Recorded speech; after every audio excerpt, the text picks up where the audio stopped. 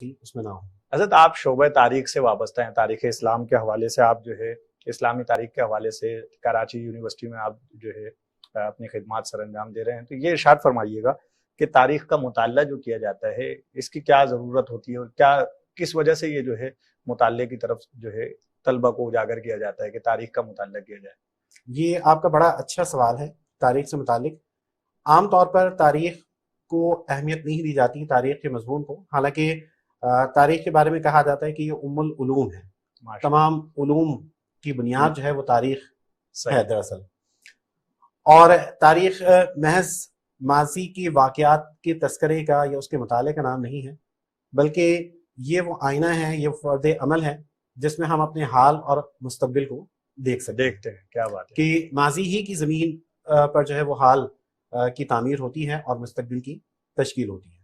تو یہ ماضی کو دریافت کرنے کا نام ہے اور اس کی بنیاد پر اپنے حال کی اصلاح کرنے اور مستقبل کی تعمیر کا نام ہے۔ تو تاریخ ایک بہت اہم علم ہے، کوئی علم ایسا نہیں ہے کہ جس کی تاریخ نہ ہو، یعنی تاریخ کے ساتھ اس کا تعلق نہ ہو۔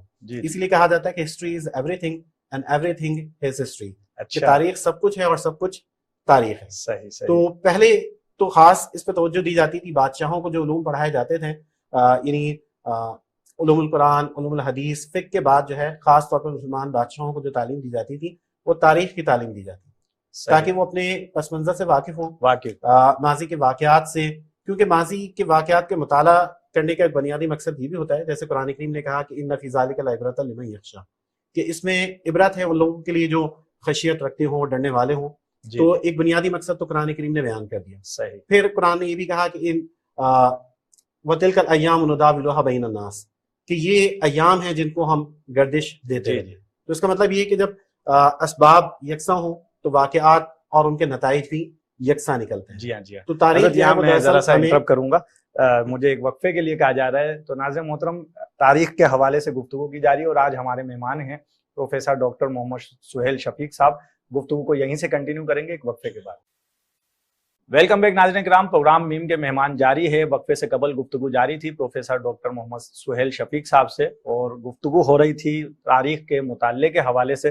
حضرت ارشاد فرما رہے تھے کہ ماضی کی زمین پر مستقبل کا بیج بویا جاتا ہے، مستقبل کی تعمیر کی جاتی ہے۔ آئیے گفتگو کو آگے کنٹینیو کرتے ہیں، حضرت ارشاد فرمائیے گا۔